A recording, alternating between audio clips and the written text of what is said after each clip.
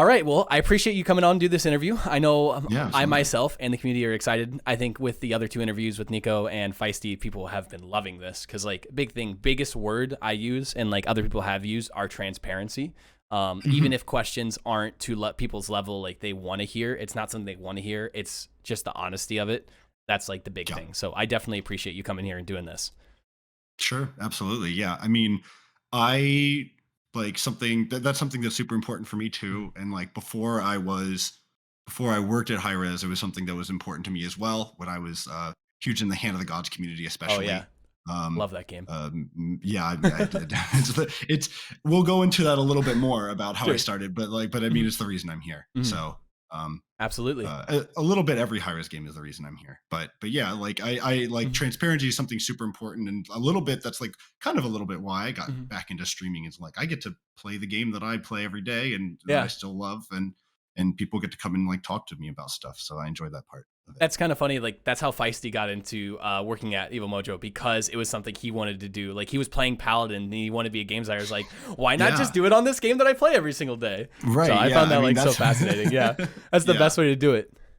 Okay, Exactly. well, transition that perfectly. Like, so who are you? What do you do at Hi-Rez? How did you get into it? What is your job description? Like, give us the full rundown about yourself when it comes to working at Evil Mojo and just kind of who you are as a person.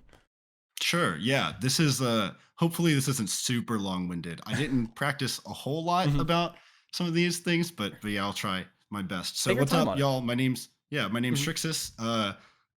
Also go by Tambo, mostly in office, Ant with some of my friends. But so I'm the lead QA on Evil Mojo on Paladins game. And so I've been at High Res now for just under 4.5 years, and actually 3 days is my 4-year anniversary on Paladins specifically, which is pretty sweet. So Monday. Um, so uh, I can go into what QA does and then Mhm. kind of how I got Sure, started. that works. So QA, contrary to popular belief with QA, we are not the bug fixers. I will tout this to the end of my days. We help find the bugs, we help reproduce the bugs, we help document the bugs, we help communicate about issues with other departments.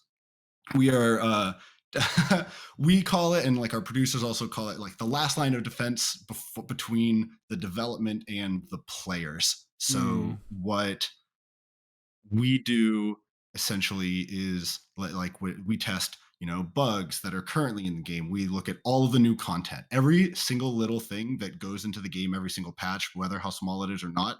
It hits us. We are responsible for taking a look at it.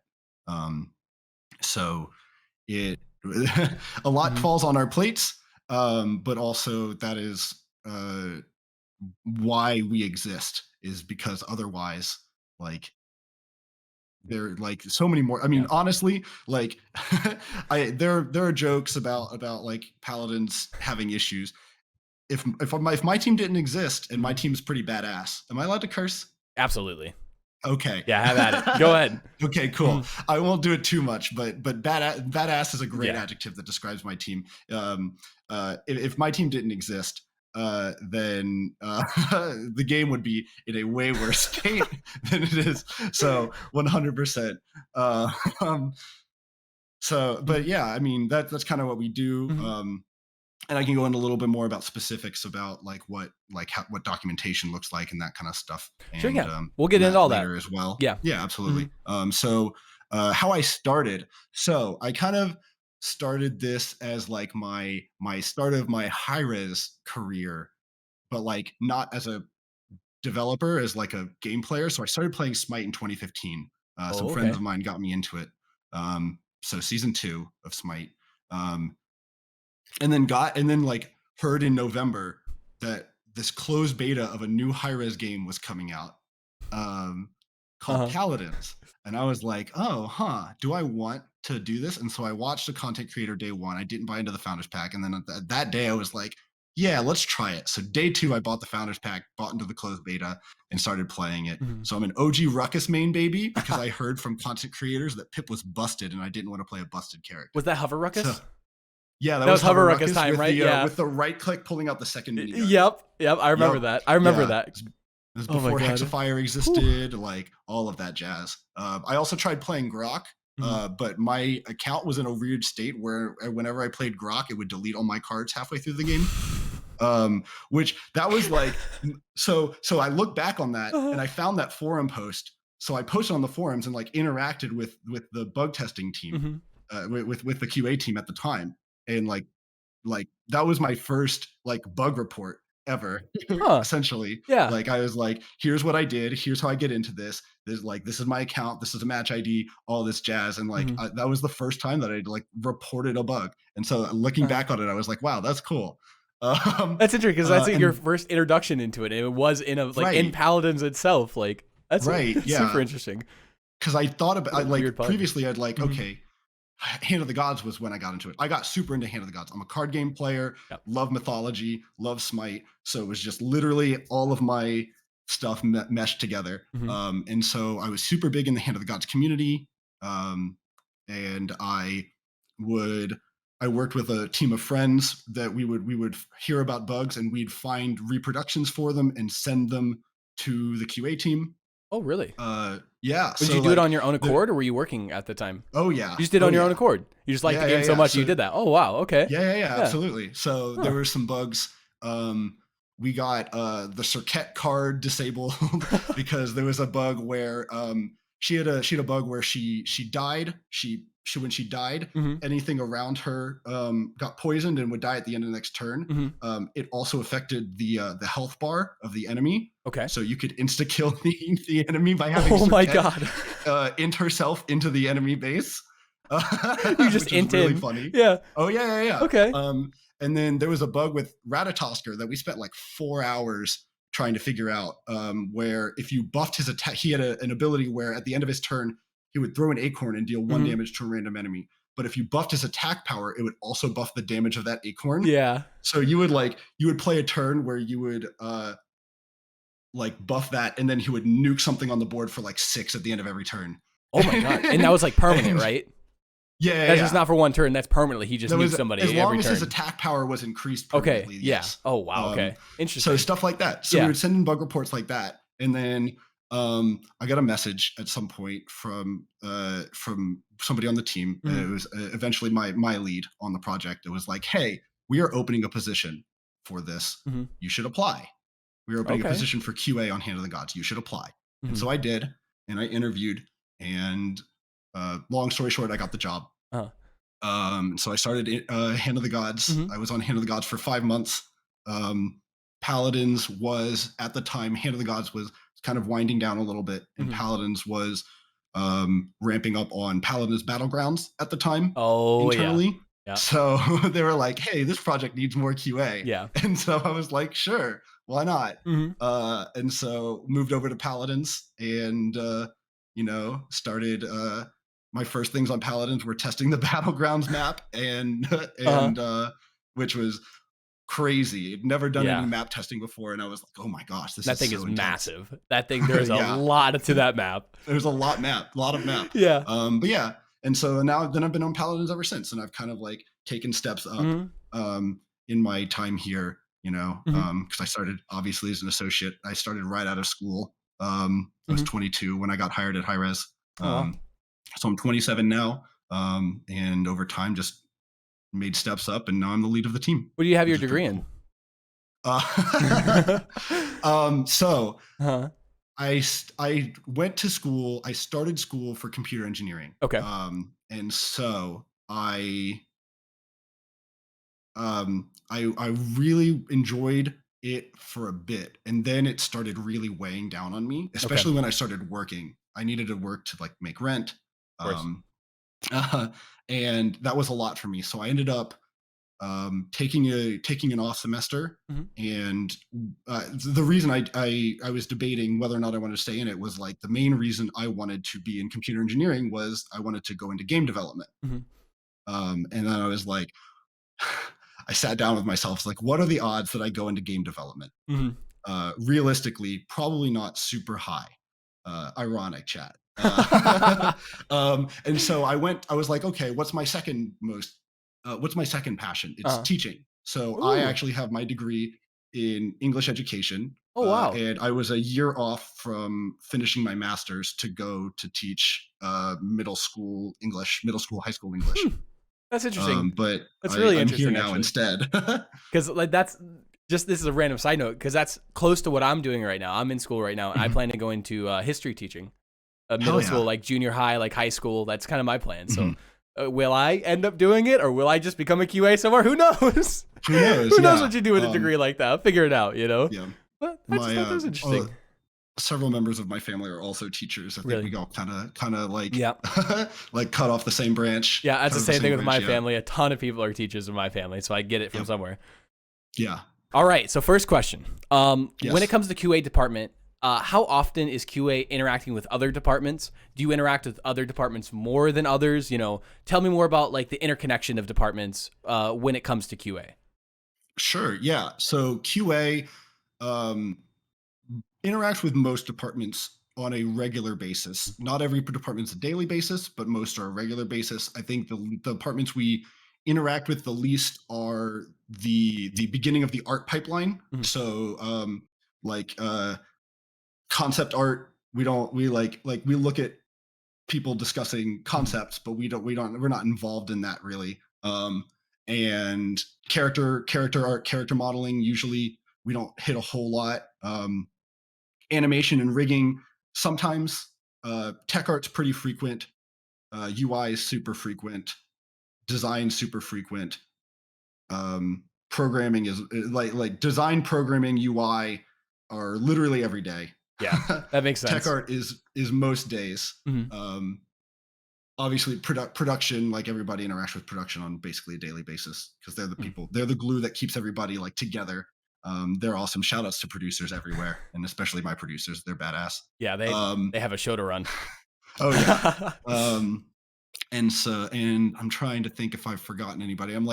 I'm doing a mental Mhm. image of where we used to sit in the office, to Okay. try to remember all the Yeah. departments on the team. You would just um walk to this department real Right, quick. yeah, Yeah. because I still, like, picture that in my head when I Mhm. join, like, the programming Discord call. I'm like, Mm. imagine, like, peering over my cube at the Discord team or at the programming team and, Uh-huh. like, calling out this bug.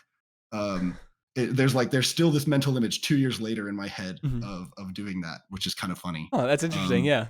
yeah. So we so those are like how frequently we work with them. Obviously everything hits us, but the art pipeline tends to go through tech art. Like Mhm. tech art is kind of like the break point between the art side and actually implementing it into the game. So Okay. that is normally um where we interact with the most. That's normally at least Okay. the first line of defense for the art side to be like, hey, this thing art wise has an issue. Okay. So tech art's the first person to look into that, and then they can go to other departments. I did forget VFX. We do interact with VFX because VFX Mhm. also does like implement stuff with games. So Okay. VFX and tech art probably about the same amount. Tech art maybe a little bit more, Mhm. and then the tech side basically every day. Okay. Um, yeah, and so that can look like different things. That can look like us discussing how a thing is implemented and kind of having a back and forth conversation about that, us kind of like explaining how and like I have a pretty extensive knowledge of the history of paladins. Sure. Yeah. And like I can like go into talk to people about like the history of like this thing that you're discussing looks something like this thing, and Mhm. like compared like so people have like a baseline for that. It could look like discussing bugs, or discussing potential bugs. We do have QA kind of like sits down, within our own team and with other teams to be like, hey, here's this thing. Here's the potential ways we think it could break. Make sure to think about that when you're implementing this, that kind of Okay. stuff. That's interesting because I was wondering if it was more of they just present this thing to you like, hey, test this out for us, or do they give you a Mhm. few things specifically to look at? Like, is it more of just like they kind of give it to you just to test it, or do they give you specifics to look at typically? It's a little bit of both. It Hmm. also depends on the um, it depends a lot on like what they're giving us too. So if something's like more UI based, there's like a little less direction because UI generally has more of a flow, Sure. like a flow chart to Hmm. it. For instance, when we were like testing seven, told to just test the hell out of latching to walls. Yeah. Like find out if you can get like stuck somewhere. Test on like ceilings, Mhm. like just everything.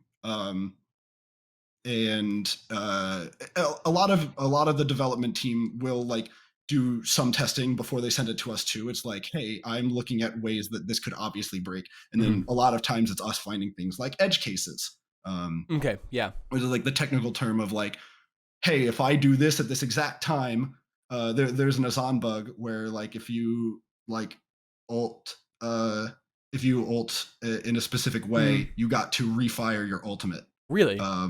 Yeah. Oh, it was crazy. You got to like Interesting. double tap people. I think I've seen something weird like that because I saw one where Azan was ulting and Ray ulted the Azan, but like as Azan was ulting and didn't actually apply the Ray ult to him or something. It was the weirdest thing. Interesting. There's always like edge cases like that. I always found that fascinating Yes. with like QA, like finding those Yeah. edge cases like weird scenarios. They're so hard to repo though. I Mhm. feel like those. I They feel like can be, mhm, yes. There's some of them are extremely timing based. yeah. We've been told by programming that some of them are essentially like we'll send the bug and they're like, this is essentially frame perfect. Like like in a Yeah. 60 to 120 FPS game, they're like, this is almost literally frame perfect. Uh How the hell did you find this? Like huh.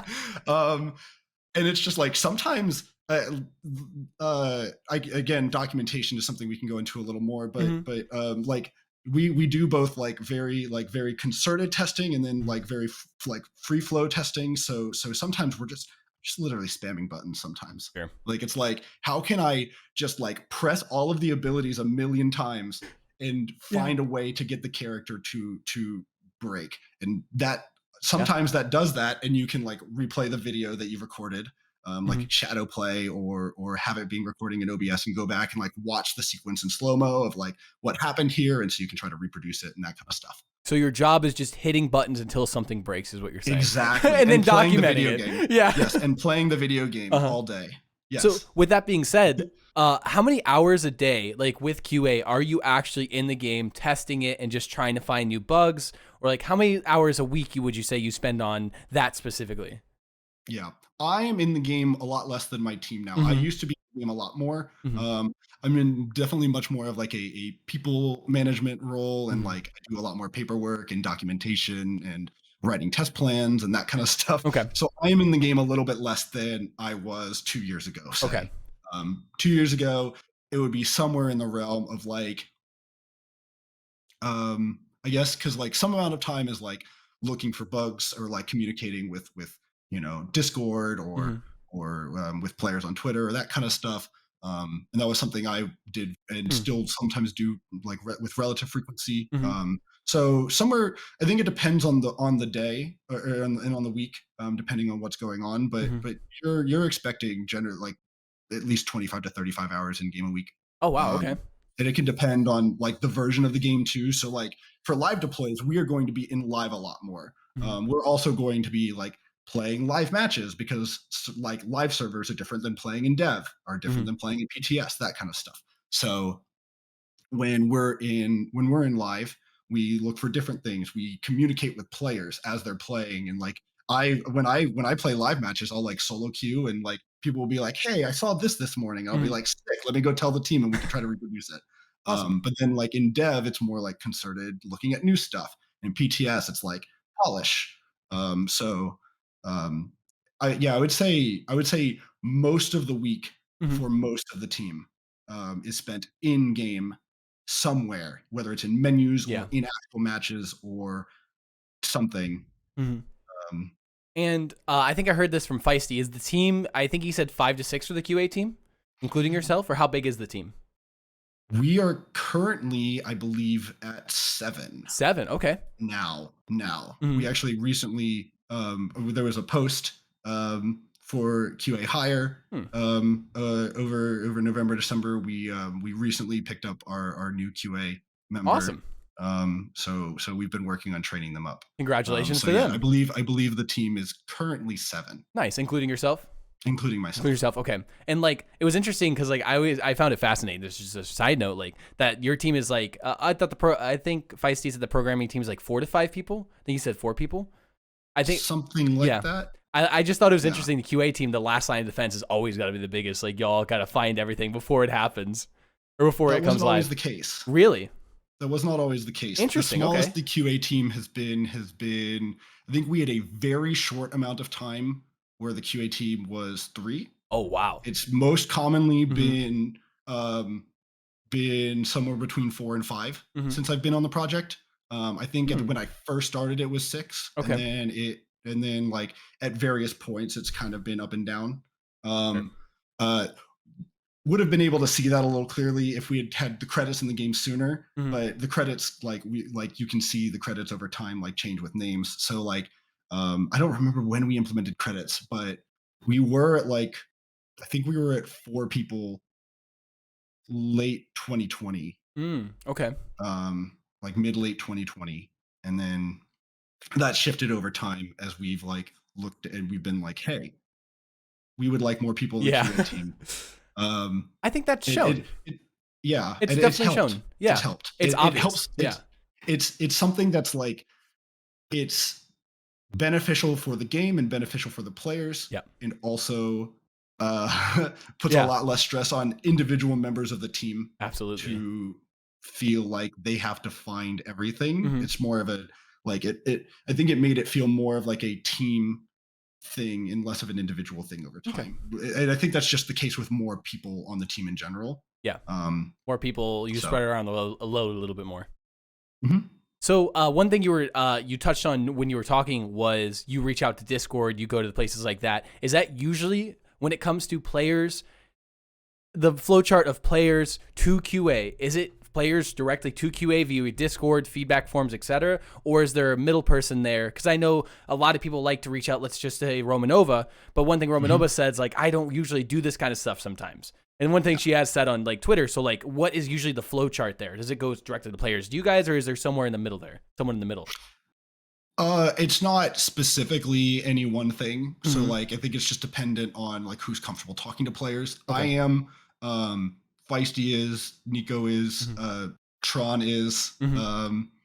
like there are some people that are more commonly interacting in the Waddles is are Oh yeah. more people there's some people that are more commonly like more common that you'll see in the Discord Okay. or interacting on Twitter more often. So that's I think it depends. And so not all those people are QA. We'll see. We have like a Mm-hmm. channels for people to be like, hey, I heard this from Twitter.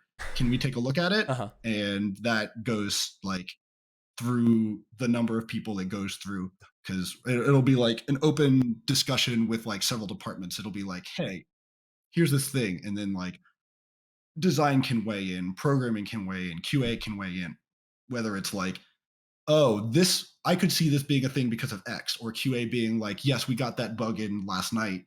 Here's the Jira. Here's our repro steps. Okay. If it needs to be higher priority, let's do that. That kind of stuff. And that's interesting. That'll take me to my next question: is how do you decide the priority on the bugs? How is that kind of process handled?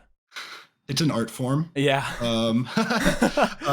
I so we use a system called Jira. Mm-hmm. It's just a tracking system for everything. It and so it allows us to set priority on things. Kind of have to guess and check. We have like a template, like a template of things that are like this is probably about here Mm-hmm. in terms of prioritization. And so we have like a scale. I notoriously would put everything at like average priority Mm-hmm. when I first started on the team. And so when we started doing what we call bug scrubs, Mm-hmm. I was also notorious for watching like a lot of my Jiras be like, this is probably not quite average priority. And Uh-huh. so it's like it's something that you learn over time. It's like, hey, this bug is probably higher priority for this reason. Maybe it like is not very impactful, but it's hitting a lot of players and they're talking about it a lot, so it raises the Mm. priority. Even though Okay. we use two different terms, priority and severity. So Okay. severity is like how bad the bug actually is, and priority is how much we want to fix it. Mm-hmm. Um, and so often they correlate, but sometimes there is some disconnect. Okay. Um, it's generally uncommon, Is like but perception a pretty big thing when it comes to bugs? It can be, It can be, yeah. yeah. You tend to see lower severity, higher priority rather than the other way around Mm-hmm. because perception Perception. can increase priority. Yeah. Absolutely, because like I feel like if a bug feels like it's game breaking, but everybody's talking about this other bug, even though they're not talking about what you guys see as a game breaking, you kind of just have to fix what the community's talking about. It feels, if you can, of Yeah. course, if it's like Right. reproducible. Yeah. I Yeah. mean, it tends to be like again, it's an art form, right? Like you Mm-hmm. kind of have to feel it out. And often QA like guesses and then production, like our producers help check. Yeah. Or like other people get a say in it too. Like we are not the people that set priorities on bugs and then it's set in stone. Producers tend to be like, hey, why do you think this is this priority? Okay. Do you think it should be higher? Do you think it should be lower? Because of like, for example, perception, Mm-hmm. um, that kind of stuff. Okay. So yeah, it's it's an art, like the art form is like it's a very jokey way of saying it, but it is kind of true. Like Yeah.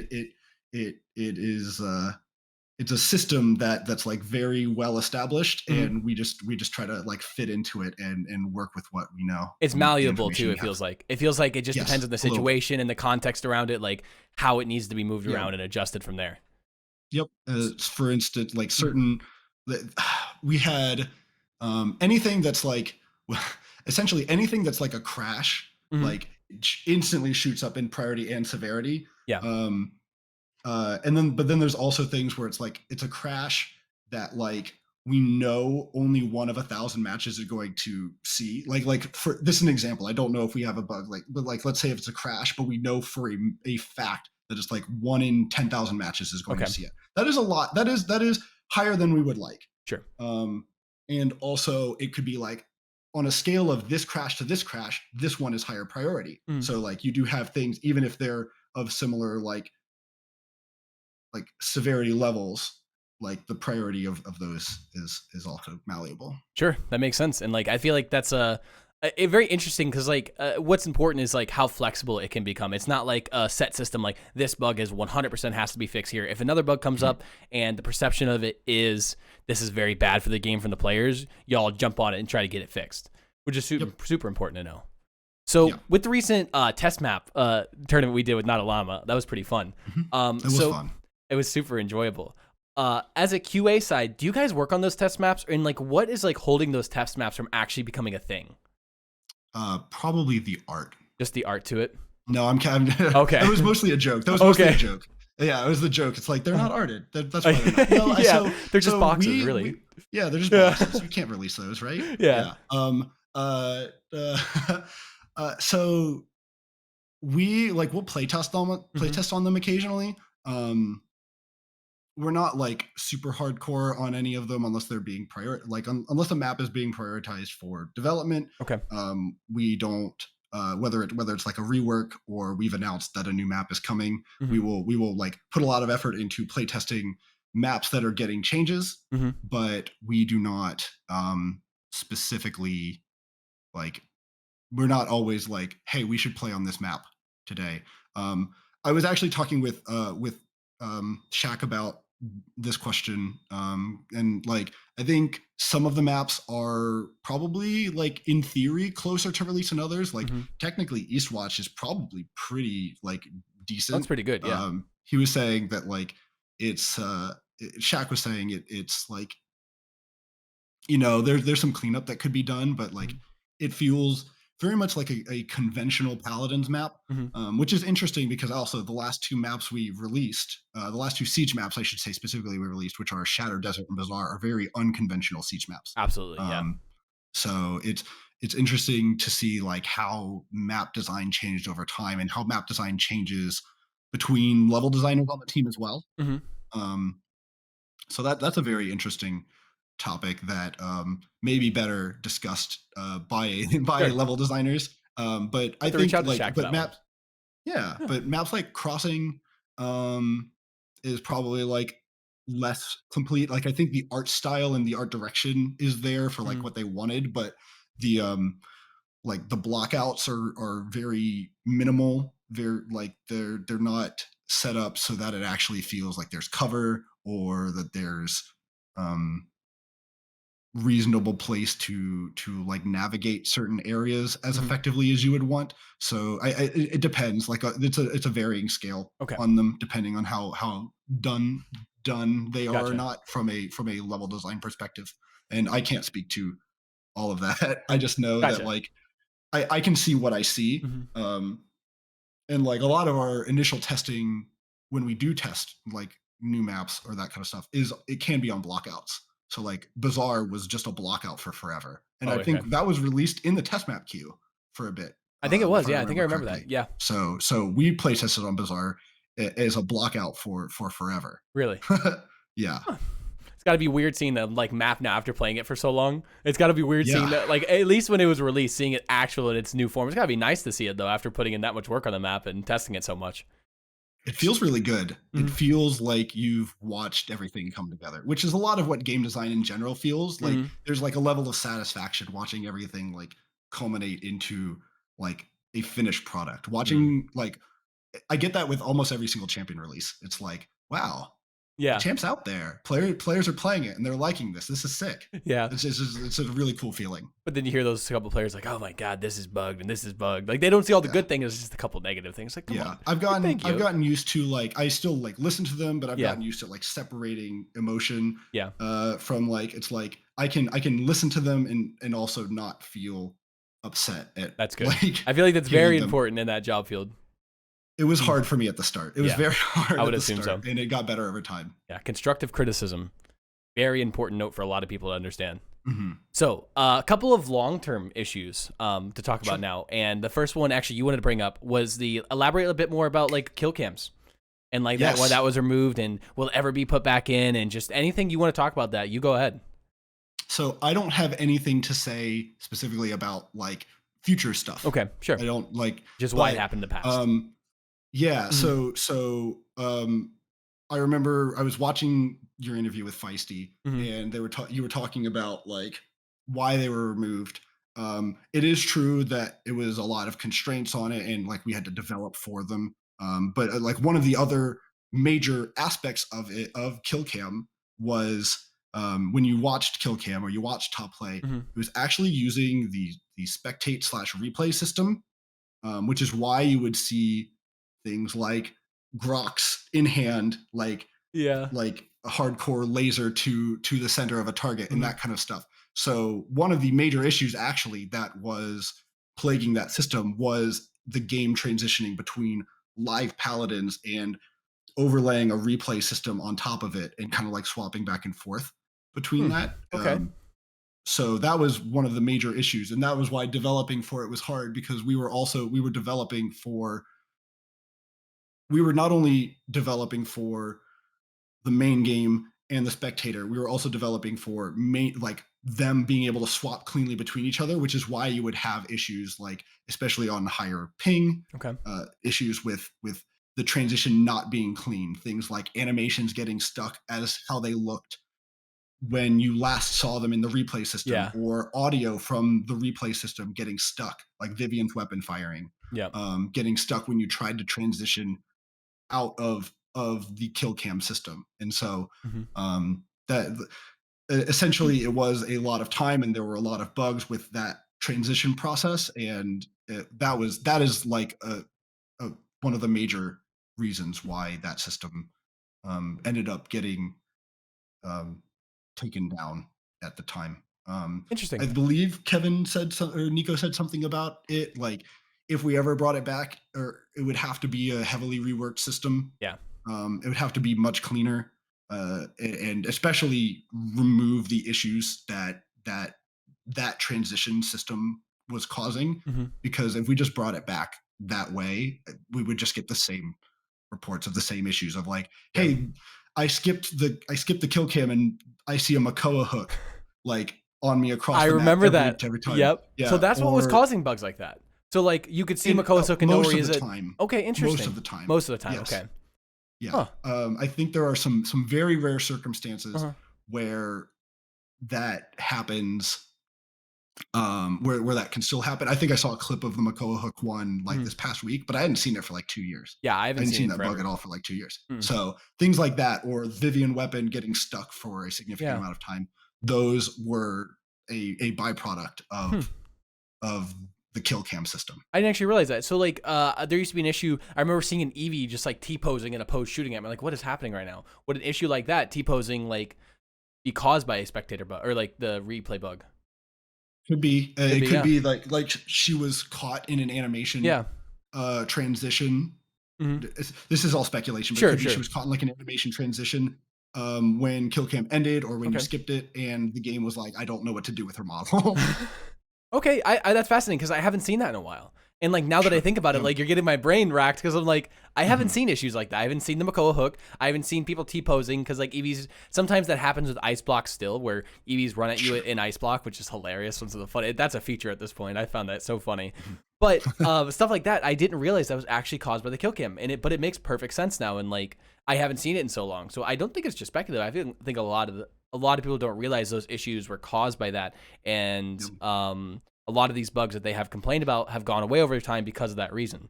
That's something I Yeah, didn't even realize. we had a news post about it at Hmm. some point. I think like when we initially made the decision to do that, Yeah. but I don't know. I don't remember if it encompassed everything. I don't Hmm. remember, like, it was also several years back, so like, you know, How many people actually read it and like, yeah, right. So exactly. so there's a lot of stuff there. Um, but Okay. yeah, I like that Hmm. was like, honestly, Yeah. while people really like the system, and I think the system is like theoretically really cool, it did remove a significant amount of heartache Yeah. for like several departments on the team, Yeah. that we didn't have to worry about trying to test around those weird transition states anymore. And that's one thing Nico touched on a lot is everything comes down to resource game. And like Yep. Killcam was just testing it, it took up too much resources at the end of the day, and it just Yep. wasn't worth keeping in the game. So, because like Yep. I know from like being a professional player for a while, we had to like spectate VODs, etc. And the spectator system definitely needs some work. It Sure. has a lot of issues with it, like a lot of crashes. If you like slow mo, then it goes really weird. Yeah. So like I feel like one day if that was reworked, you could bring back Killcam. But again, I feel like it just comes down to a resource issue that like it's just not able to be fixed right now. Oh, I appreciate it. I Yeah. never knew that the kill cam was based on the replay system. And as soon as you said that in my head, I was like, no wonder it was so bugged. Yeah. I mean, Yeah. it has, if it's not literally one to one, it Yeah. is heavily based on that system. Gotcha. Now, another issue that wasn't in my list. So again, feel free to let me know. Sure. So another long-term issue is Shalin FPS drops. And that one kind of came to me. Yes. So what is the deal with that? You know, what is surrounding that? Why is that such a hard thing to fix and reproduce? Where is that coming from? So I think part of the problem is it's not consistent across all machines. Okay. Um, I supposedly my machine gets it very slightly, but it is like I don't notice it. Okay. Like, uh, and I think that has it is much worse on like other people's machines. It could be hardware based. It could be like graphics card. It could be CPU. I think that's like the part that makes things like that, because we've also heard reports like Atlas can sometimes see it, Amani can Yeah, Monty. sometimes see it Yep. as well. Um, like there is, we are aware that there is something where you are holding a charging device that is causing Mm-hmm. the game to stutter in some way. Mm-hmm. That is something that like we are very aware of. We know, we see that. I think like we've tried putting in logging for it to see if we can catch it, and it is just a long, like it's something that I think we've even done work on Yeah. in the past. It's like it it is just like I can't speak to the entirety of it Okay. because we don't know the entirety of it. Okay.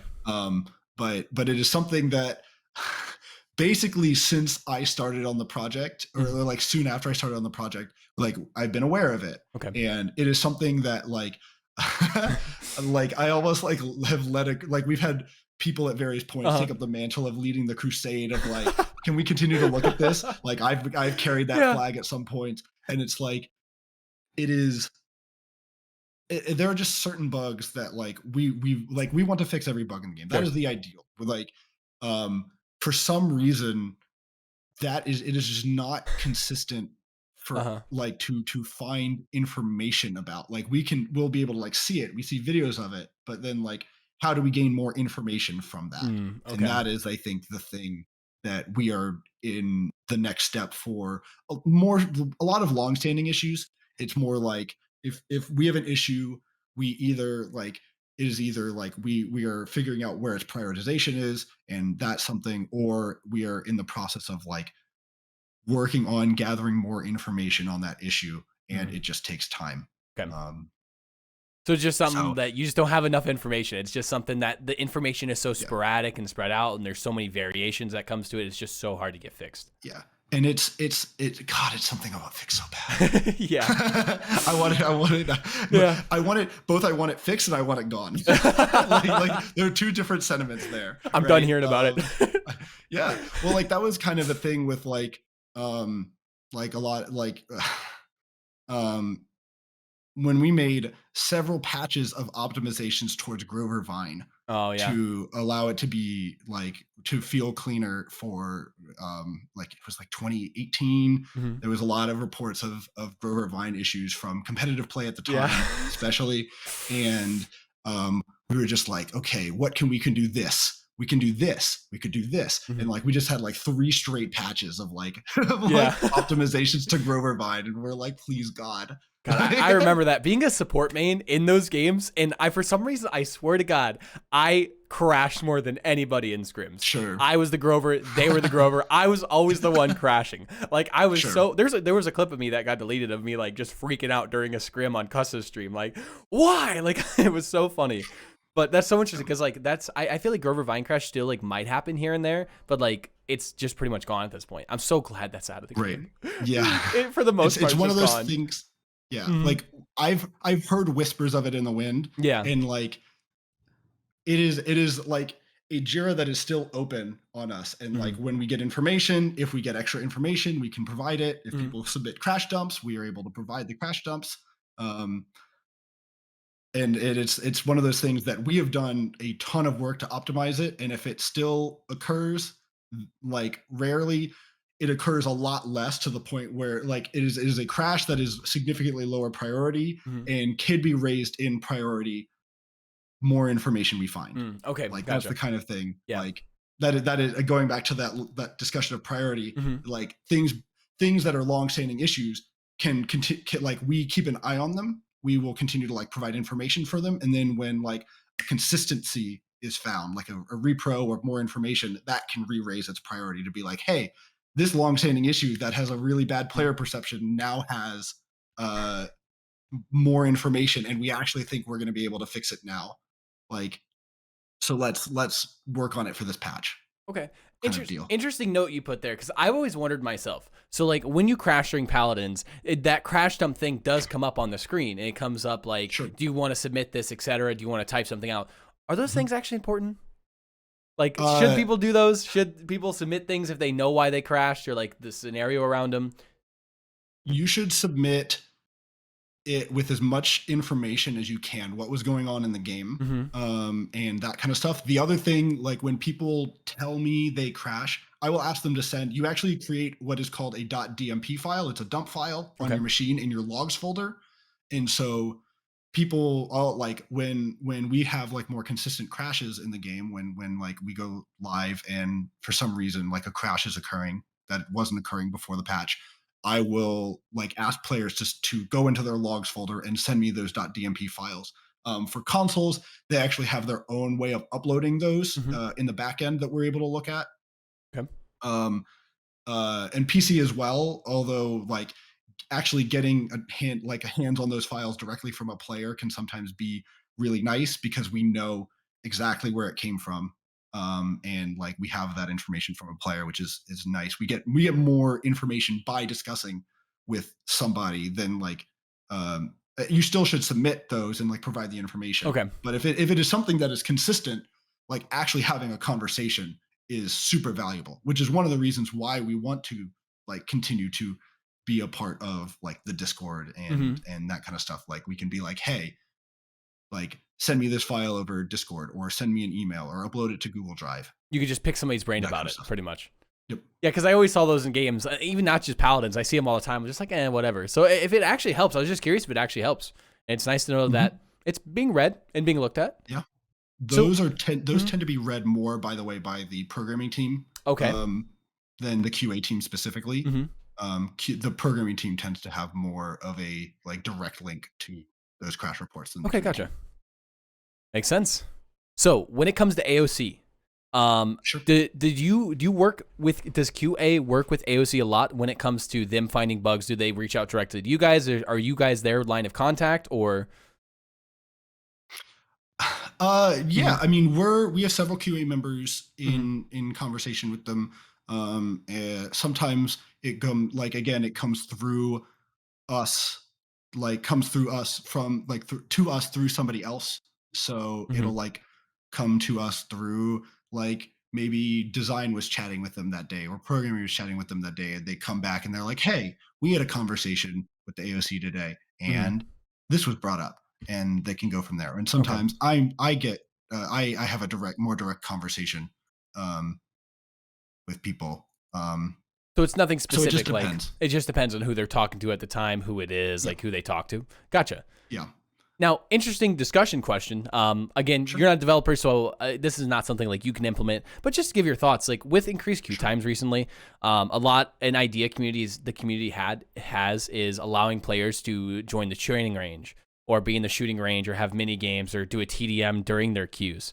What's your opinion on Mhm. that? Do you think that's a good idea for the game? As a QA, would that be really hard to test and to fix and like bug fix? Would there be issues that come with that? Or what's your like general opinion on that and just like ideas around Ooh, it?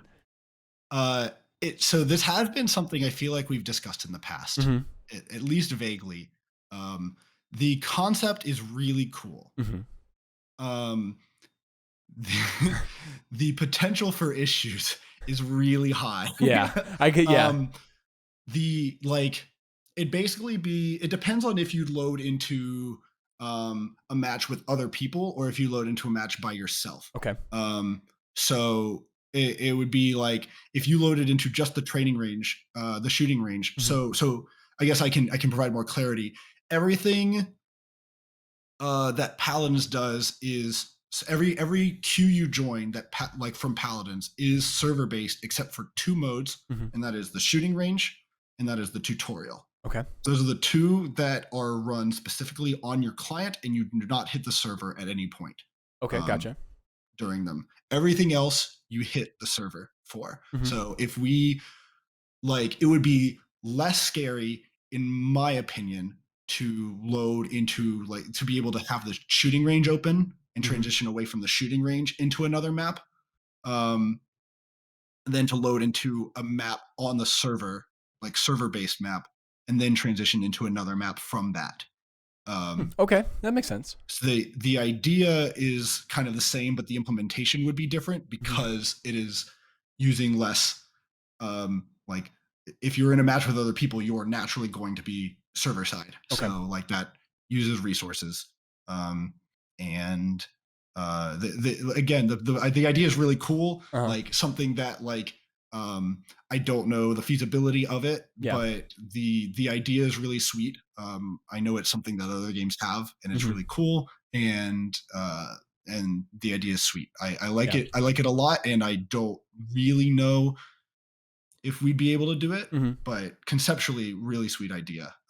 And uh, yeah, I think I mean, it provides another way to interact with the game, Yeah. which is And why it I helps think it's like cool. Yeah, definitely helps keep people entertained during queues.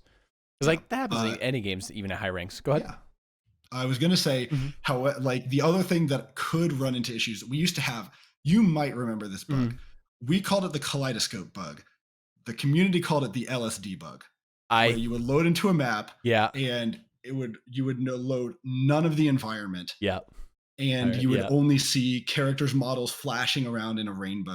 You could see all the way to the other spawn room, Yeah. and you would only see everybody else's models dark Okay. and rainbow VFX around them. We called it the kaleidoscope bug.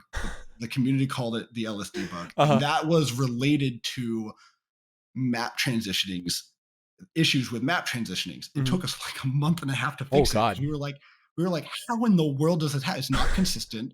It happened most often when you would load out of and back into the same map 2 matches in a row, but not always. And it was called the LSD bug because it was super trippy. I remember right? that. Like, that I was remember the that whole bug. reason. Yeah. I've had it happen to me a few uh, times. I remember that happening and being like, y'all, we got to reset this game. Like I can't be in this right now. It's impossible. And it would happen for most people in the match if it happened. Yeah. So, but not everybody. And so like some people would like go, the first time it ever happened to me, it was like Ascension Peak was the new map and it was higher play rate, I think. And I loaded into it twice and I was like, yo, this is screwy.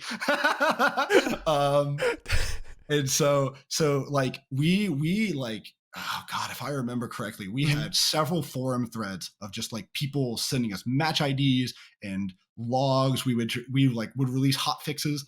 I think we released a hot fix that was just added logging so that when people and maybe like 1 or 2 other bugs, but we released a PC patch that was like just logging or close to just logging so that people could send us reports. This was also when PC was separate from console, so we could just release a PC patch at the time too. I think the bug was also most prominent on PC, if I remember correctly.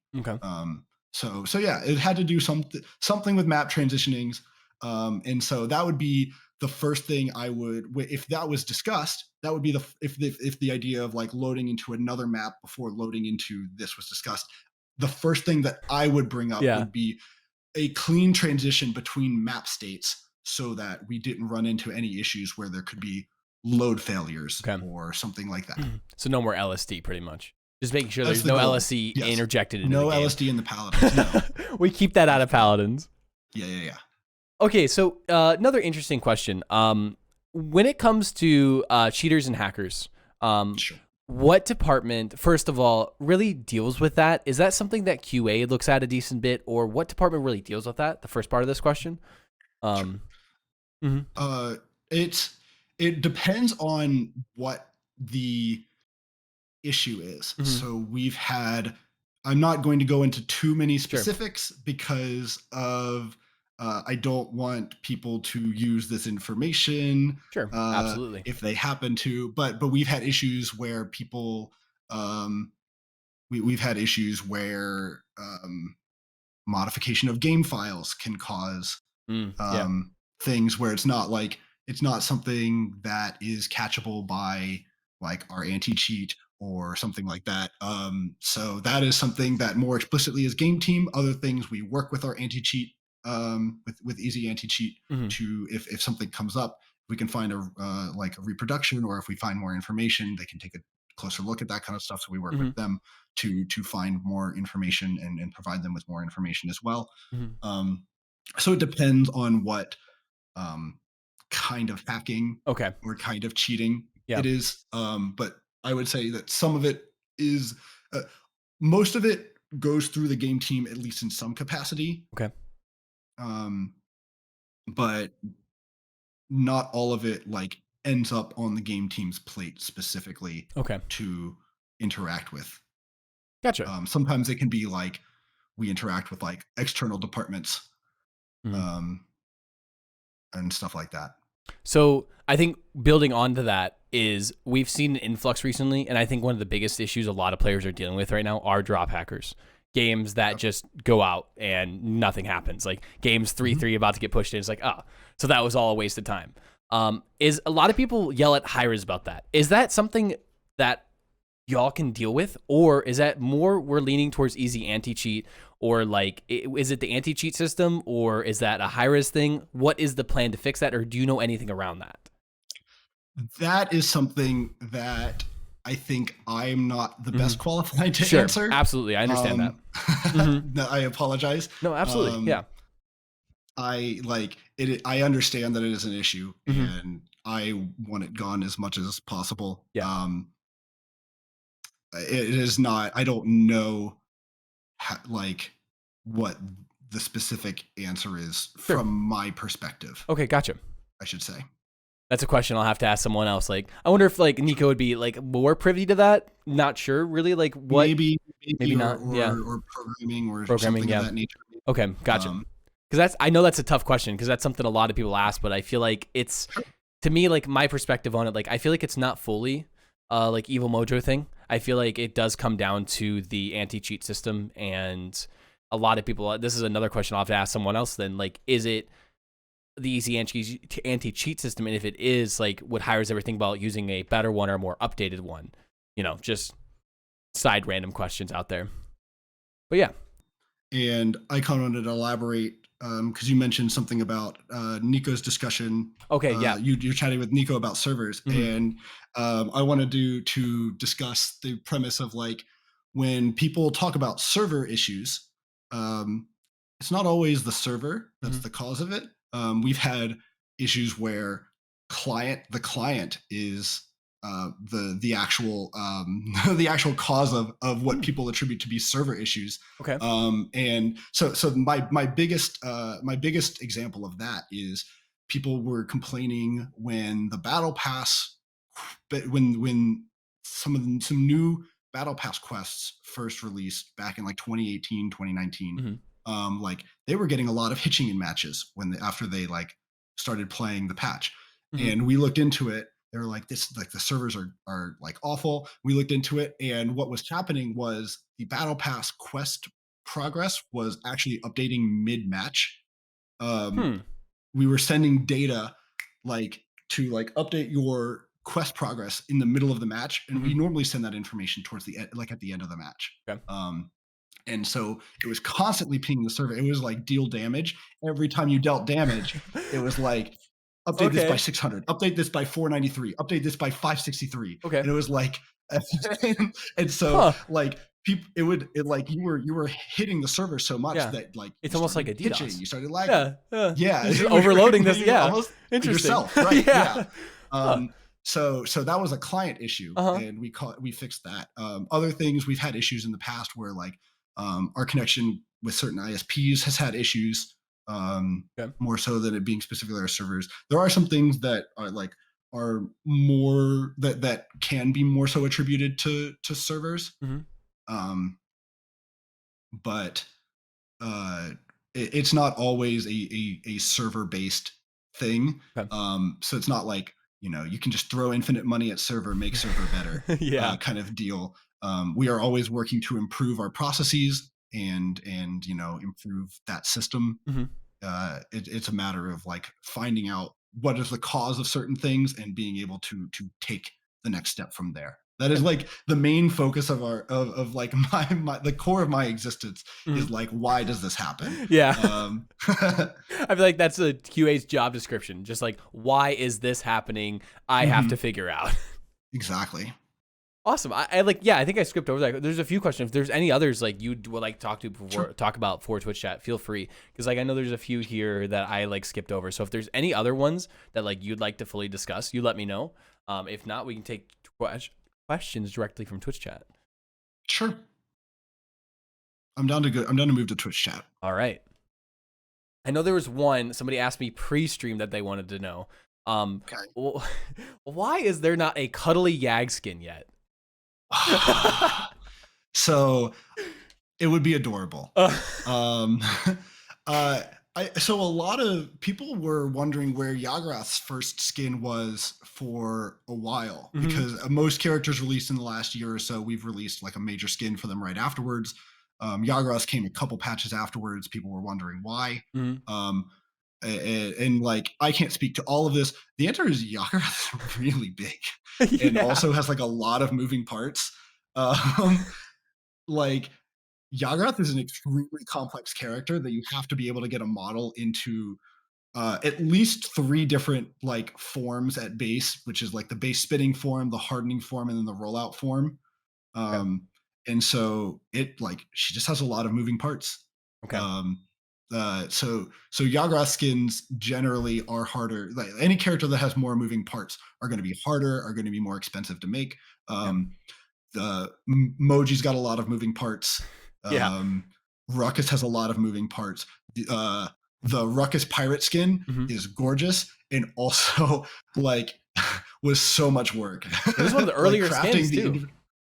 Yeah, I love that skin. late Yeah. 2018, early 2019, Yeah. something like That's that. a really It early is a skin. gorgeous skin. I love Absolutely. that skin so much. And it just like there's so much detail on that skin, like all the individual woodwork Mhm. going that went into that skin. Like there was a ton of effort.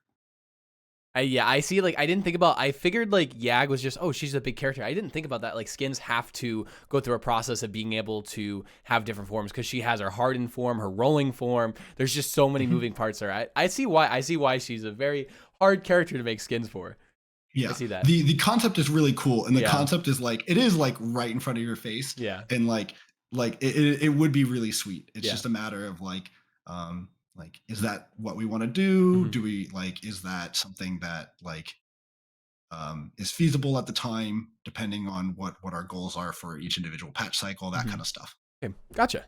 Um, I do want to speak to. I've seen a couple of questions, Hmm. and Go ahead. I was planning on talking about it Hmm. when I joined this. When I joined this, I've been planning on Yeah. talking about it for a couple of days. The infinite loading bug in EU. Okay. Um, I actually did mean to talk about it during my discussion about servers. But I want to speak to it. Have at it. We are continuing to work on it. This is again like it harkens back to the discussion earlier of like we have like we need to gather more information. That is a major thing for us. We need to gather more information to be able to work on an issue. Um, we have um, like gotten some more information from players. We've reproduced the issue internally. Like I've spent some time grinding the EU queues to Hmm. like what information can I get from this, Hmm. and that kind of stuff. And so we are continuing to gather more information to work on finding a fix for it. We do not have a Hmm. specific like definite fix for it, but rest assured, like it is 100% on our radar. It is 100% a priority of ours, and we are actively working on the infinite loading bug for European matches. I always found that fascinating because that's a random. This is a random side note on that because I myself do play EU a decent bit because I was streaming during the Mhm. day and EU queues were just there's just more people playing at the time. Sure, And a lot absolutely. of the times when people were in game and they were saying, "Oh, the server's a problem. I'm lagging right now, etc." I never had that issue. So could that just Hmm. be like a routing thing? Only people from Europe are is like having that issue because they're from Europe and they're from that server region. Like that high ping, like you queuing into EU couldn't be causing that, or like it's hard to find it because of that. It's just Potentially, yeah. Hmm. yeah. I mean, that was that like I was talking about like sometimes like ISPs or routing that Yeah. like can cause more issues than players are aware of. We had oh my gosh, there was a giant outage of something in like northeast US Yep. like a year or two ago that like people in Europe could continue playing the game just fine. People in other regions could continue playing the game just fine, but NA just like you couldn't connect to like you could connect to some Uh-huh. things, but like not the game. And it was interesting. Okay. I just thought that Yeah. was So interesting, fascinating. Didn't know if yeah. that would help at all. Like I always noticed that. I was like, I never had these Yeah. issues. Never had a loading bug issue Mhm. going into Europe. But all right, let's see Twitch chat. What you got for us? Remember, keep in mind that Srixis is a QA head QA analyst. So please try to gear your Yep. questions toward that, and don't be an asshole. All right, that's chat. Yeah. Don't be an asshole. All right. You guys have been really Uh, good though for the other interviews. So thank you. yeah. Thank you, chat. Hi Potter, I do still climb. I'm I'm climbing like like I'm projecting V4s and getting V3s nowadays. I haven't done a whole lot of top rope recently. Um, but uh yeah, I'm still climbing 2 to 3 days a week. I'm trying to drag people with me because I'm more consistent at it than people. It's really nice to this actually can lead into a discussion about work. Hmm. Um, it is really nice to like I work in the games industry, right? Like you're like dream job. Like and I was too when I first started. It still is a very fun job. It still is an extremely fun job, and I still love it a whole lot. And also, it is still a job. Hmm. At the end of the day, like I have stresses from it. Like there are things like it can be really tough. Like I can leave the day and be like, wow, that was a really tough day of work. Like I need a stress reliever. Like being able to like go work out, like go like whatever. Hmm. Having tools to be able to relax has been so important, especially during the time of the pandemic where like I haven't been Absolutely. able to like go spend time with a bunch of people. Like, hi-rez would like occasionally after like on Fridays we would go like hit up a bar or something, or go hit up like Hmm. a Yeah. like we just go like we wouldn't like go crazy, but it'd be like, hey, it's a Friday. Like, Hmm. does anybody want to go to um oh my god, there's a place called Barley Garden that's really nice. And it's like an Hmm. outdoor place. You go and sit down, we'd have like a drink or two, and we'd hang out on a Friday. And we haven't gotten to do that in 2 years. Uh-huh. So, it's nice to have like some kind of outlet. That's nice because like one thing people have to keep in mind, that's one thing I've said when it comes to the other interviews as well. Y'all are people, and there's a Yeah. person behind that username and that avatar. So like it's just important to keep in mind. The people you're talking to online get stressed about stuff, and they run into these same issues that you're running into. So, just like keep that in mind, everybody. Yeah. Keep that in mind. I, that's something that's actually been really nice about getting back into streaming as Hmm. well, is like I'll have people come in and be like, "What about this issue?" And Hmm. I'll be like, "Here's the explanation for this issue." And they'll be like, "Oh, okay, cool, thanks." Yeah. Um, and it's like I get to put a face to the name Srixis. And like on my Twitter has like my face on the Hmm. profile picture, but like that's very different from me being able to actually like look in the camera and speak to you and like explain something. Like I hope people will be able to take things away from this and like see that like when we talk about like really wanting to fix issues and Hmm. really wanting to address bugs in the game, and like we prioritize those things, we care about those things a lot, that you look at my eyes and like you see that I actually mean it. Yeah. Like I that's something that I like legitimately care about. I want you the viewer, whether you're in Twitch chat or on YouTube, to understand that I care about the game and the development team cares about the game, and like we want what's best for the game, and we are trying really hard to make the game the best that we can. Like, you'll read comments of like, they're just like, whatever. I'm not even going to go You into don't it because have it's to. not worth Yeah. my Everybody time. It's not knows. worth my time. Yep. But like, we care about the game. We legitimately do. And so, He didn't, he wouldn't be here. yeah, Keep that in mind. yeah. I Same thing mean, with look, Feisty and Nico. Like they're absolutely. taking their time out of their night on a Friday Mhm. evening to sit here with me and answer some silly questions, be transparent about things and be honest about things. It's the same thing Nico, same thing Feisty said. They care. It's just sometimes you just specifically Nico just like they care, just don't have the resources to implement and fix everything they want to and do everything they want to.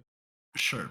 So what is something obscure that people don't know about QA? um, that's a great question.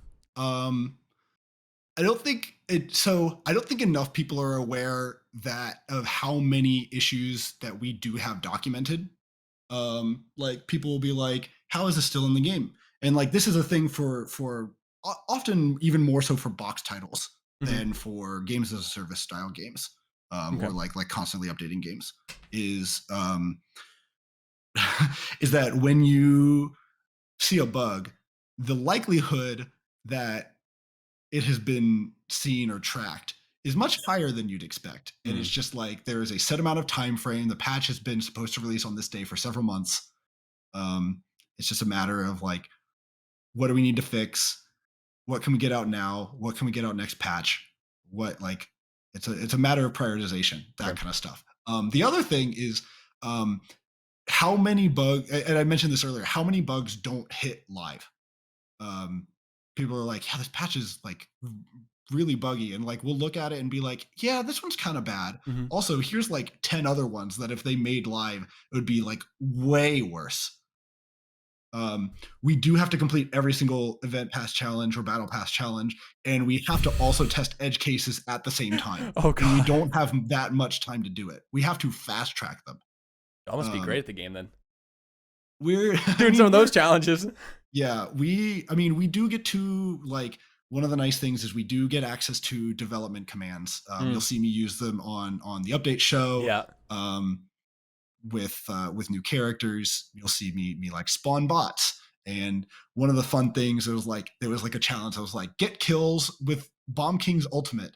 And so I remember we had to add we found that there was a capacity limit for the number of bots that you could have on a server at one time, because I spawned 100 Cassie bots at one time and the server died, and we had to be like, why the not just my instance, the entire server died. Oh wow. The entire dev server died, and we were like individual instances can only have X number of bots in it, and apparently there was a limit, or the entire server went down. So I was like, how much can I push this to make these challenges faster for me to test? And so it'd be like spawn bot still Cassie 100, and it would be like game shut down, and I was like, oh no. I feel like that had been such an interesting thing. Like, wait a second, I think I just did that. Oh god, I did that. It's not just I think, it's like I am positive that was me. Like you would hear everybody else. Like this is when we were still in office, and everybody else in my room, in the room that I was in, was like, "Did anybody else's dev just die?" And I'd be like, "Oh no." Oh, did it come back up instantly, or was it a process to bring it back up? No, we had to get him, like it was not an easy thing. We literally instantly kill him. We had to be like, hello, we did this. Can we have some help fixing this? Oh my god. It was pretty funny. So the day Srixis killed Paladins. The limit is higher now than it was, but yeah, the limit was like 36 or 32 or something at a time. Wow. And you put 100. And then well, because I didn't know, I was just like, you know what, let's try 100. Okay. And then it was like, oh no, I cannot do 100. Let's not do that ever again. Oh god. Also, the amount the game lags when there are 100 bots in a match is absurd. I feel like you have like 20 FPS, like 10 FPS less than that. Yeah. Yes. Yeah. I feel like a Paladins isn't optimized for 100 players. Paladins Battleground needed to add some work whenever that was added. Well, I think that was the reason why that number got updated, was we had to update the number of people that could be in an instance at one time. And that was when we updated that number from like the 30s. Okay. Or something. Right. What we got here? Let's see. Are there development shortcuts you can take automating the testing dev environments? I mean, yes. So I was mentioning earlier, we do dev commands. There is some amount of automation that can be done. I would like to be able to do more of it, or to have more of it. Automation is super useful. And dev shortcuts are super useful. Like, I mean, the cooldown command is just extremely useful for things that aren't even champion related. When I'm testing a map, I will load in as Eevee and turn on cooldown and just fly around with Soar and like run into every single wall on the map and be like, okay, can I stand on this ledge? Can I run into this wall? Can I blink through this like hole in the map that could get me out of bounds? That kind of stuff. So there are so many different tools that you can use that are at our disposal that do make it easier, but not like perfect, obviously. Like we're not going to be able to catch every issue in the game, but we definitely like find a significant number of them. And still, you missed the one on Stonekeep, Srixis. I know. Do you remember that? That one was funny. Really fun. The one that where was you hilarious. Could run into the pillar and fall through. I like half jokingly advocated to leave that in the game. It's like the fidget spinner on Stonekeep. It's like, if you just know, like re-art it to be like an incinerator in this one corner. Right? That's smart. Yeah, I like that. But no, we were like, no, let's fix this pillar. We've already done all the art for it. We don't want to put more resources on making art. I remember getting into the game. Yeah. We got like both teams to get like both teams. I got both teams to like follow me, and we all just jumped in together. Like all 10 people going into the hole. It was hilarious. That was a great. I love features like that, you know? Yeah. I mean, so the other thing that people don't understand about QA is like, it's actually really funny. I bet. I don't know how publicly I can talk about my favorite bug, because I might get assassinated if people know what I'm talking about. I think you should. I think you should. That's just me. I'm not trying to influence you. I will say that the ass crash was legitimately one of the funniest things that I've ever experienced, and also simultaneously one of the most terrifying things that I've ever experienced, because we were also patching the following day. Mm-hmm. Um, Oh, okay. So you had to we were like get it. patching literally the following day. Mm-hmm. We had 24 hours to fix the bug before it went Oh live. my God. And we were like, no, no, no, no. Oh gosh. And so Okay. things like that, Mm-hmm. that it is simultaneously like, it is my story that I tell when people ask me about my job.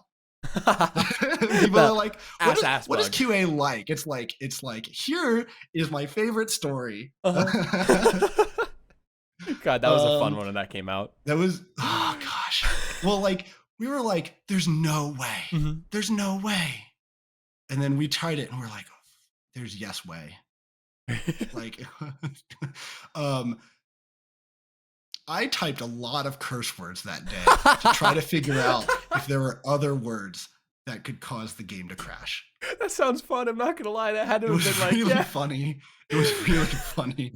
The comments on that ticket are amazing. I feel like you had to save that somewhere, like just a record book, or like Hall of Fame, like Yeah. frame it on your wall or something. Like this was the day. Like, I want to. Put it right there in your background, you know. Yeah. I will say Mhm. my other favorite bug, and we talked about this at the bug panel at HRX in 2018, Mhm. I think.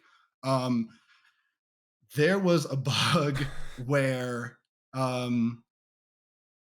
there was a sorry, actually, I'm going to go with this. Sure. Swindy, I think the answer was a null check somewhere.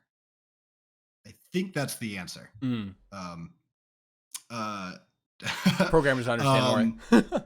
Yeah. Yeah. I also don't know the exact specifics. Mhm. That's what like I've learned. And I was just like, sure, yeah, I know enough about like null pointers and that Mhm. kind of stuff to understand enough, but not like be able to fully explain it. Okay. My other favorite bug is dredge. It's all of the funniest, but also most stressful bugs are like come when you are dealing with a time constraint. Okay. Um, so there was the day before Dredge's PTS was going to go live. It's a Thursday night. Dredge's PTS goes live the following night. Mhm. We are testing. My coworker Myron and I were sitting in our room. We were trying out different things with Dredge. And we just like were placing portals everywhere Mhm. on, I think we were on Serpent Beach. We were placing portals everywhere. Like, okay, can we teleport to here? Can we teleport to here? And we like we're like, okay, let's stand on the payload. What if we stand on the payload and have the portal be on top of the payload? And we're Mm. like, okay, interesting, that's cool. And then by accident, the portal hit the payload ran through one of the portals we'd placed on the ground. We were using Freebooter, by the way. We were using Freebooter, Okay. the Freebooter talent that let you send teammates through portal. Yep. The payload fizzled, sunk through the ground, and soft locked the client, soft locked the game.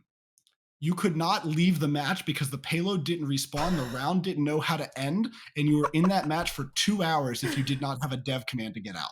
Oh my God. Imagine if a Because player that, would have dealt with that in PTS. Like that would have been well, horrific. that was the worry. The Yeah. worry we were like, we still had a designer there. I think that was when Garrett was Martini was Yep. was still on the team.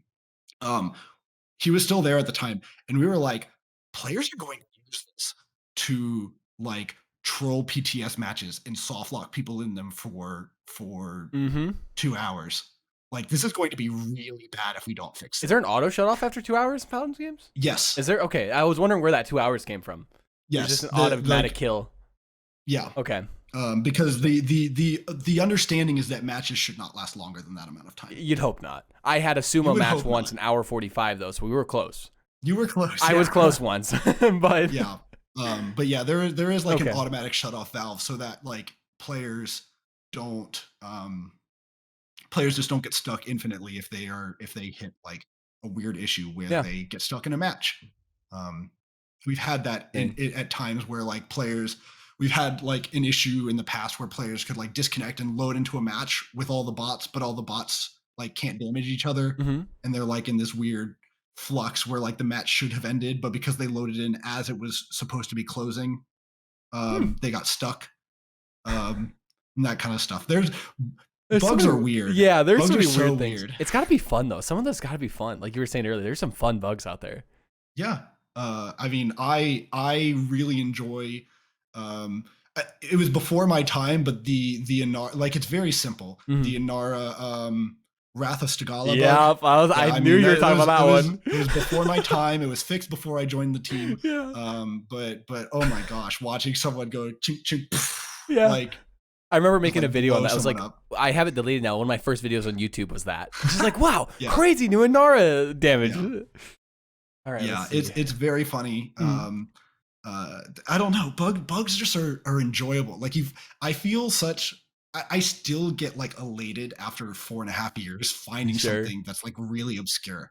Like my first bug, one of my first major bugs that I ever found was on Mhm. Hand of the Gods, which is like when you load it in to a custom match with the exact two same 25 card decks, the shuffler shuffled them the exact same way. Interesting.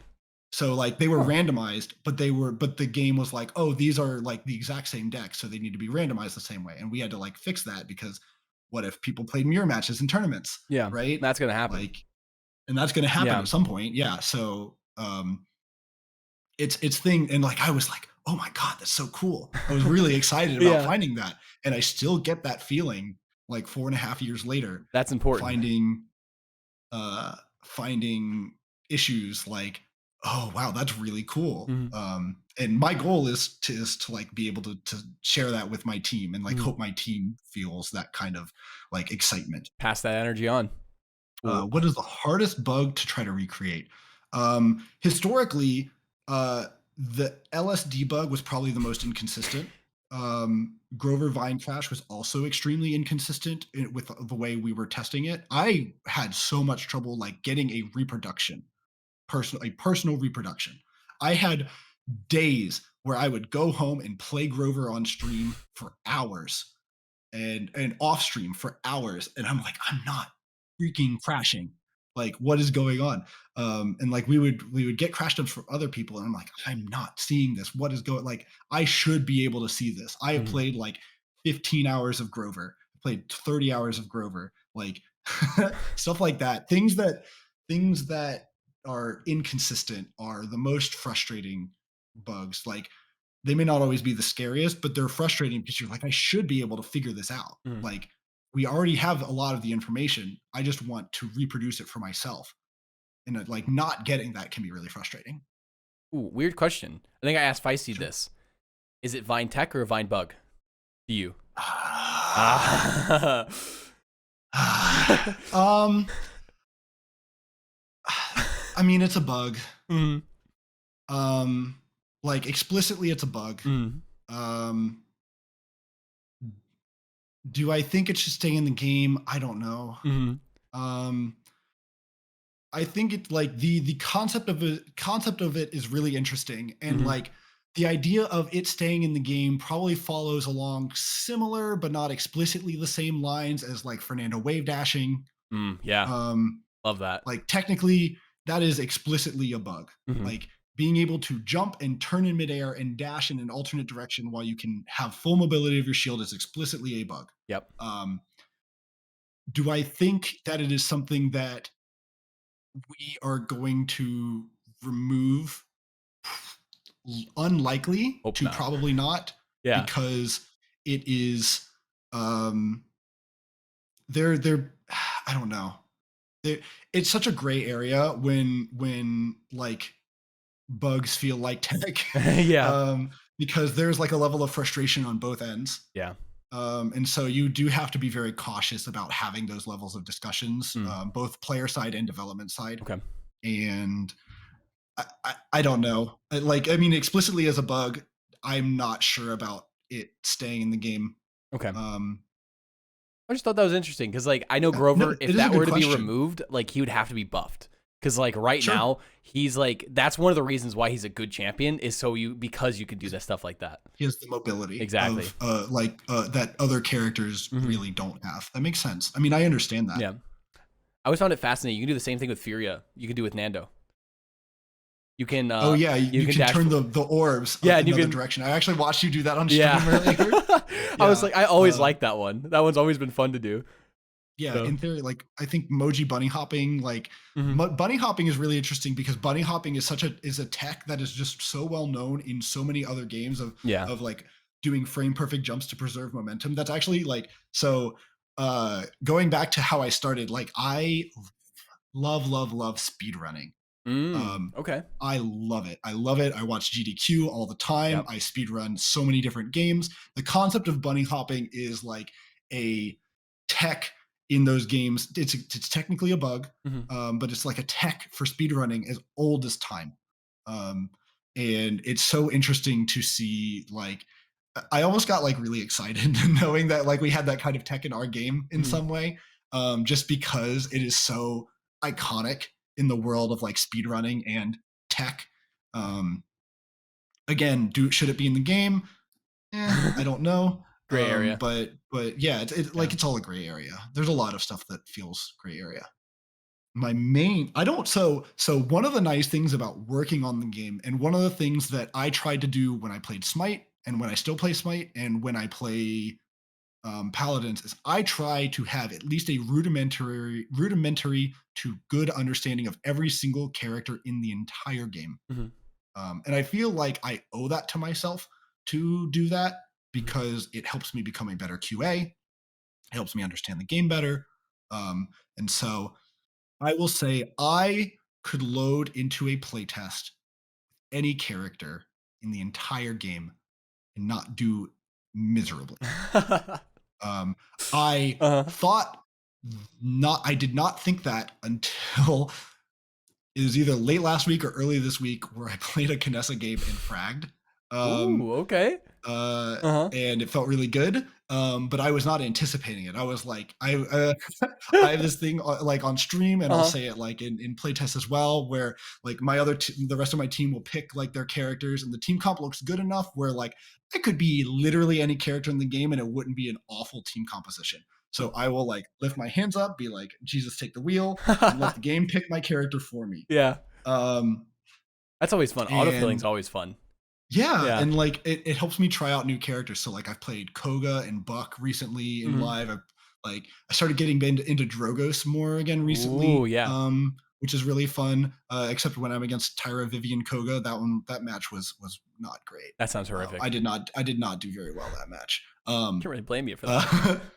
Uh, but like it actually autofilling actually helps me feel more comfortable on characters that I otherwise might not be super comfortable with, and helps me broaden my horizons. And I actually would recommend that people try that more. Like if you're ranked, pick what helps you win because it's ranked. Like but if you're playing casuals, like play the like try Shalin if you don't play Shalin. Mhm. Play the like I don't know, play Sky if the game gives her to you. If Like you're a try it. damage main, play support so you can understand our pain when you're not looking Kind for of, heals. yeah, right? Like Like if you're like, I don't know, there are some bomb ass supports that are really good off damage Mhm. or that kind of stuff. Like Binary Genos is really good right now. Absolutely. Chat, play Binary Genos. Like I Don't do don't it. know We the don't want double numbers. I support to don't be know a the thing. numbers. I don't know the numbers. Yeah. Like explicitly, but like it has felt really good when I played Genos in general in live. The Yeah. the buffs have felt solid, and he feels fun to play. Yeah. He's very fun to play right now. Yeah, I enjoy him. He's always been fun. Always been not very fun to play against, but very fun to play. Sure, sure. Hotzer Smite Assault Knights. I play a lot. So I used to be such a conquest one trick in Mhm. Smite. Like I would just grind conquest all the time, and I have very much more mellowed out on a casual Yeah. level in terms of games. The last major thing I did in a video game where I tried to be competitive is I grinded to masters in Pokemon Unite. Oh, I hit interesting. masters. Okay. That was the last thing that I've done to try to be super competitive in a video game. Mhm. I hit masters, and I was like, cool. I can casual out now for the rest of my life. I hit my goal. Because I've achieved I used to greatness. be a ranked grinder Mhm. everywhere. Like I would like I didn't like grinding ranked in Smite a whole lot. Mhm. I grinded a lot of ranked Joust, but not ranked Conquest Okay. because I didn't like the toxicity of ranked Conquest. God, yeah, Um, that's MOBAs in general. but Good lord. I grinded ladders. I was a huge ladder grinder on Pokemon Showdown for like 6 years. Hmm. Um, ask me anything about Pokemon chat, like literally. Not here, obviously, but because this is a different interview. But I don't know. I was such a competitive player, and like as a result, like I think I got really frustrated at myself when I would do poorly. Hmm. And I think I've mellowed out and kind of chilled out, and I Mm. don't have that kind of mindset anymore. It's been nice. So assault is smite assault is way more fun to me. I enjoy it. I enjoy Smite Assault. I played it a decent. I played it a decent bit. I go through phases with Smite though. It is very Yeah, fun. yeah. I'll be off and on it. Yeah. It's I mean it is. I love it. I'll love it forever. It's the reason I'm here. It's a major reason I'm here where Hmm. I am today. Because I got started in high res games.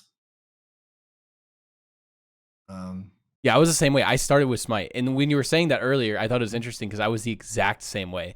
I yeah, started in Smite. I got an invite to the closed beta. I'm like, okay, sure. I played it for a month, enjoyed it, went back to Smite. And then I'm like, oh, I want to become a streamer. I'm going to start this new game, Paladins. It's not yeah, big, but it's not small. So why not just start with Paladins? So I was the yeah. exact same way, the way I got into Paladins and like being a content creator, being professional at one point, etc.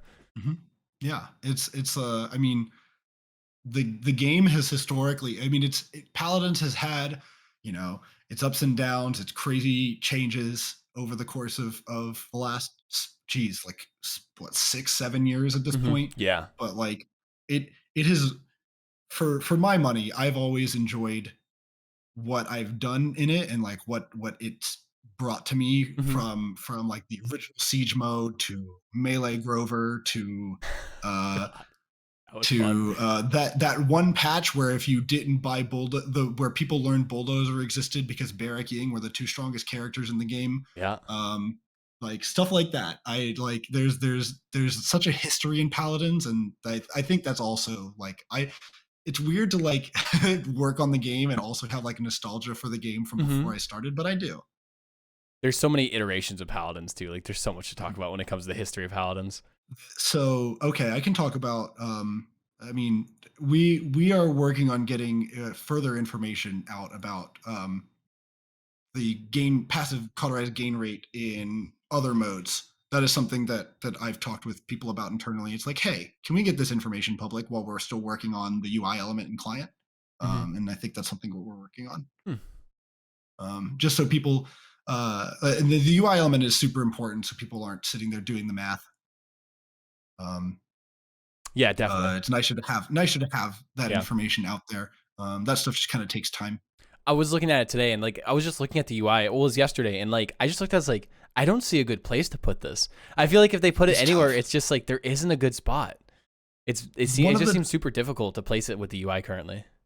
one of the tough things that in our UI team laments it is like the game can feel like there's just a ton of information in front of you all the time. Hmm. Um, and things like the cloud control cogs are like in the center of the screen, and like you'll have VFX, Hmm. and like your health bar is in a different place than your ability icons, is a different place than your item cards, is a different place than like the health bars of your teammates, and the enemy who's alive and who's not, and ult charge and all that stuff is in like so many different places, like almost to the point that the UI is very mobile like.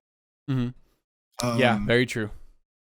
and it can feel very um, overwhelming in some ways. Hmm. There is like the boon to Paladins is the immense versatility of the game, but also can be one of the detractors where it can be overwhelming, both Hmm. in terms of like how many options you have, as well as um, how much information you have to look at all the time. I feel like there's just so much like in a game like this, even a MOBA, like there's so much information, but you have to keep it clean and clear and concise for players, especially new players. I think that's a perfect way to say it. Overwhelm. It's very risky to overwhelm new players. Yep. Yeah. It is a concern that we are very aware of, Hmm. and it's like to the point like we discussed like the difference between like how a new player interacts with new champions, or Yeah. how a new player interacts with like how they would interact with the Siege Beyond store. versus the main item store, that kind of stuff. These are all considerations you have to take into account when you discuss different systems and new things and that kind of stuff. It's like what is the difference between how a veteran player perceives them versus a new player or a person who like is coming back to the game for after like 3 years and like is Mm, trying to get used to new systems and new UI versus somebody who plays inconsistently, but enough over the course of the time that they are aware of changes and that kind of stuff. You have to okay. take into account so many different perspectives when you develop things for the game. This is not something that's explicitly a topic for QA, Yeah, but it's something that like I am enough ingrained in all the other different processes that sure. like I still think about this stuff all the time. Like I think about like how things get designed and like the reason that things get designed and the reason like something is the way it is. Like Hmm. that is a an explicit like conversation and discussion that we have often in the office, and like it's a very fun back and forth conversation, and it gets into a lot of like very high level theoretics about game design, and it's really cool. I feel like that's very important for people to hear too. Like it's not just black and white. Like there's so many things. Like you just don't add a UI element. There's so many different things that has to go into thinking about like adding it. But Mhm. Yeah, in terms of like reworking UI, that's a whole nother thing yeah, because you have to think about like what are the benefits to reworking this? What are the contractors to what are like the detractors of reworking this? What do we have to figure out? What do we have to feel like how are players going to respond to this? mhm. How do we follow up with the players who don't like it to see if like or the players who might not like it to see if we can like change their minds or get their information so that we can make something better Mm, or like improve on the thing. um sure. so I don't know, it's Yeah, game design is a very like has like a lot of different philosophies. It's very interesting to see how like the team comes together and meshes their thought processes to make the product that you see in front of you today. absolutely. Absolutely. It's not a um linear thing. A lot goes yeah. into it. I this is not asked, Mhm. but I've been asked this often on stream while I'm playing Marauders Port, and I noticed that that's the map that you have as the background Yeah. for the interview. Uh-huh. People ask me why are there 10,000 health deaths underneath the map. What is there? um you can see like underneath the back of the map Uh-huh. you'll see things like dying, you'll see like health like it like the numbers of like if somebody on your team like fell into the water and died. Mhm. um yeah, Hmm. they're damage notifications. So Okay. those are Makoa bots that I'm pretty sure those are Makoa Hmm. bots. um that the idea was originally to have like um things hook you off the map somewhere at different locations on the off the map and have the Makoa bots were placeholders on that map. Huh.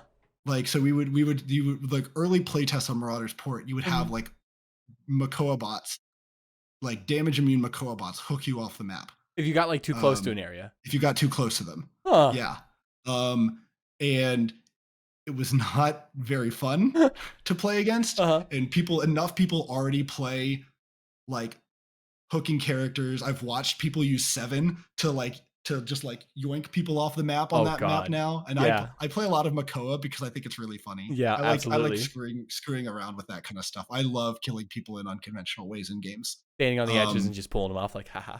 it's This so sucks. fun. Yeah. People don't like it because they're like, this happened to me the fourth time this match. Um, It's their fault. Just don't go towards the Actually, edge. Duh. yeah, right. Feisty did it to me in a playtest, Ha and ha I'm like, I'm ha. going to do this to literally everybody else I meet because he turned me into the Joker. Or you just go Um, con and bait them, you know? yeah, exactly. Um, Nothing feels more so satisfying than that. yeah, but I don't think those Makoa bots have ever been fully removed. I think Mhm. they're just down there, and they're like they're like at the kill plane where they're just like dying when they respawn, and it's very unfortunate. Save the lives of the turtles, chat. Save the turtle. Just Save the turtles, cut please. your whenever you get Coke cans, Um, please cut them. yeah, Cut your plastic. uh, yeah. It's Oh god. it is, but it's very funny. Like it's history like that I love talking about Yeah. because like people are like, what is this obscure thing? Like, why? Why does this happen? It's And fascinating. It they really is. like it's because of a design decision that we were like, we hate this. Mhm. Like, like that was like we try to be very like general with our feedback. I think the overwhelming feedback towards that was like, this sucks. Mhm. I don't like playing against this. I don't like playing around this mechanic on this Uh-huh. map. Um, and so we changed it. Makes sense. That's oh god, I couldn't imagine playing that map with that. Oh, it was brutal because like Yeah. they had like normal Makoa's hook range. Mhm. And so like most of the places on the objective, if because originally there was one right outside of the point, like in that little divot, Yep. like between the bridges, Yep. like right next to the point, perpendicular to the statue. Oh god. And yeah, and so like you literally like people all played on the back half underneath the stairs Mhm. 90% of the time for like the week that Makoa bot was in the playtest, You because can't. nobody was people are like, we Yeah. can't go out to the other side of the point, and that feedback was taken. Uh-huh. Like we feel like only half the point, like less than half the points able to be used Mhm. because of the Makoa bot, and we iterated on it. God, that's so Iteration is interesting. super important in game design. It's interesting how um many things like are tested but never put in the game too. yeah. Find that Oh yeah, fascinating. I mean, character like I've seen like a number of abilities scrapped because they were like, or like complete like majorly reworked in the development process because they're like, this just doesn't work. That makes um sense. yeah, Good. like you'll see something be on paper for like a month and you're like, this seems theoretically really cool, and then you play test it against it for the first time or with it for the first time, you're like, I know. Mhm. Just like I did not like this, and then Mhm. that like it chooses like design can choose to like rework it or change the ability completely, or or like drastically change numbers to make sure it feels good. Mhm. Because a major aspect of the game is, does it feel good? That's something that Mm. Nico talked about during his interview. Is he really likes to um, he really likes feedback based on feels. Mhm. Like, does it feel good first, and then we can iterate on like numbers and that kind of stuff. But Okay. it is something that is very important, and I think makes sense that it is very important because like if it doesn't feel good to play, even if it's objectively good, why would you ever play it? Yeah. It's about player perception, like we were talking about earlier. Yeah. Feisty, go home. Um, Get out of here with that. Caught it to 100% at 10 minutes. God. let's see. We're feisty. Do we have a self-destruct command? Wouldn't you like to know? Ooh, spicy. Um, yeah. It's actually like ass, but backwards. Oh my gosh, that would be so funny if we did that. We wouldn't do that though. If we that's We wouldn't something do that that. I would not do that. I definitely Um, believe you. yeah. Again, simultaneously one of the funniest and most terrifying things that I've ever experienced working on this project. Uh-huh. um, it's such a good story. Yeah. And like anybody who remembers it is like remembers the day, and When like it was that day, it was that day. Yeah. that day. Well, for Yeah. us too, as like players, like if you say ass if you're there, like you know what you're talking about. Like I remember Mhm. where were you when ass? Yeah. Right. Yeah. All right, we'll take a few Pop. more questions here. How about that? Yeah. Sure. Yeah. Can I go invisible? No. Okay. Okay. Ah. I have gotten since I started on Paladins, I have been asked, is my name like related to Strix? I've been called Srixis. Is my name related to Strix? No.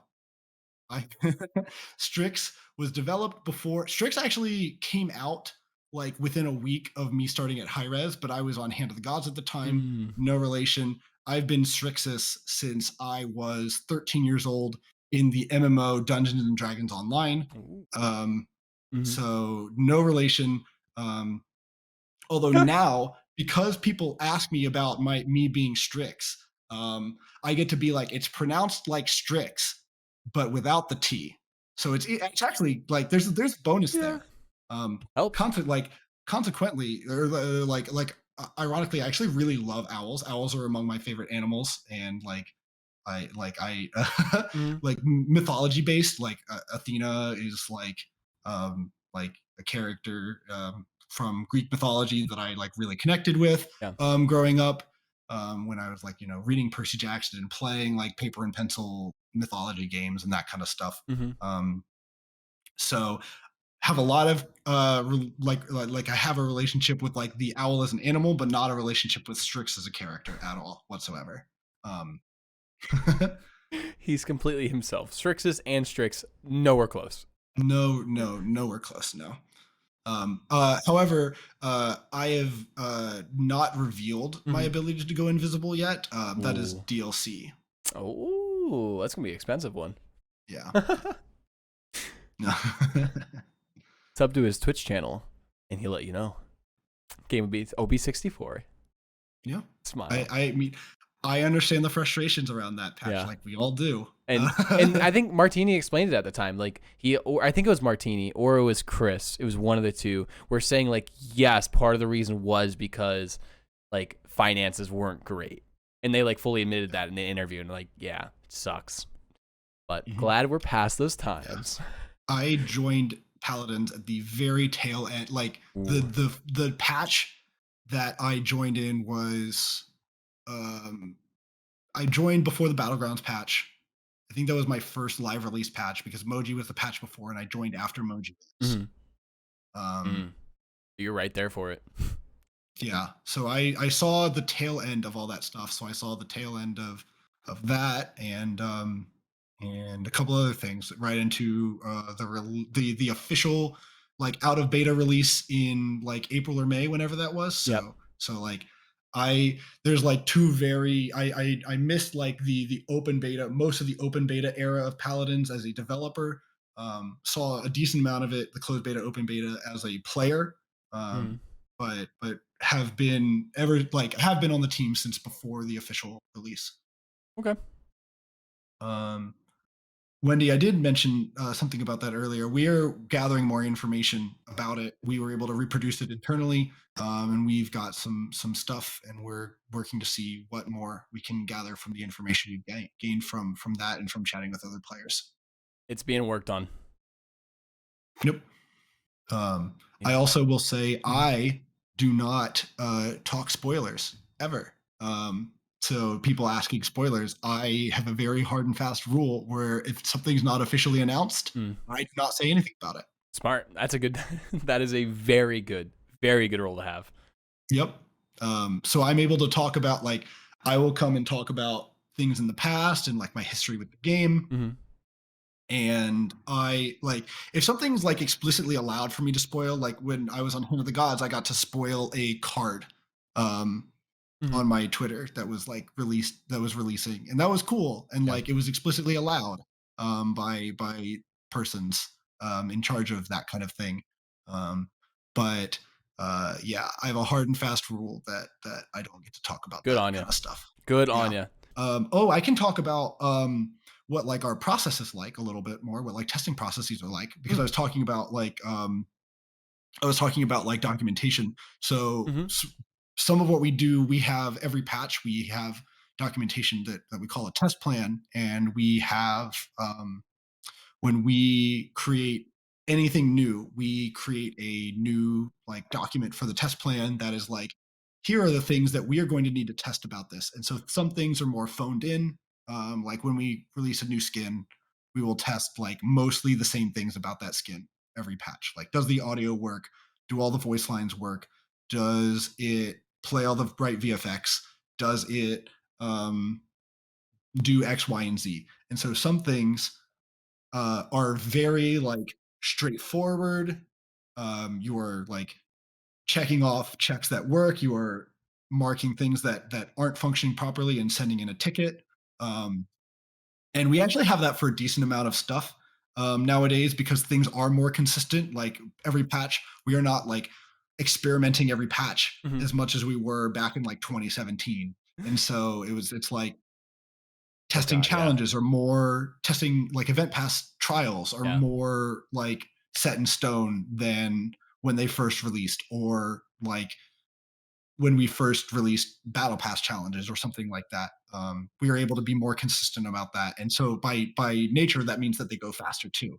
Um, and the documentation is easier to create for those. But when we have a new system, such as the cauterized change, you go into this gray area where you like sit down with people and you're like, what can break with this? We need to like write down things that can break, because we can't just be like, hey, test that the VFX is still working. Like we can be like, check that everybody still applies the VFX, check that everybody still like does the cauterized thing. But like it's so much more free form. Like, does dyeing remove, like we have to think of like, does dyeing remove cauterized from you? Mm. Does um does this new cauterized still like um stack properly? Like, does it DR with itself Yeah. in some way? Does is Rail still affected by this new instance of cauterize, or did Ray only work against the item cauterize? We have to think about these more freeform things that like the documentation for new skins, new chests, new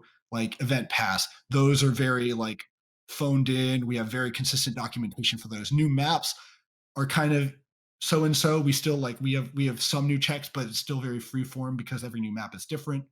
Um, God, I feel like it and must have so been hell to be a QA at the beginning of Paladins. How many iterations and changes it went through? That had to have been terrible. Oh yeah, I God. mean, even when Yeah. like the game released, we were trying so many new things all the time, and the patch cycle was relatively short. Yeah.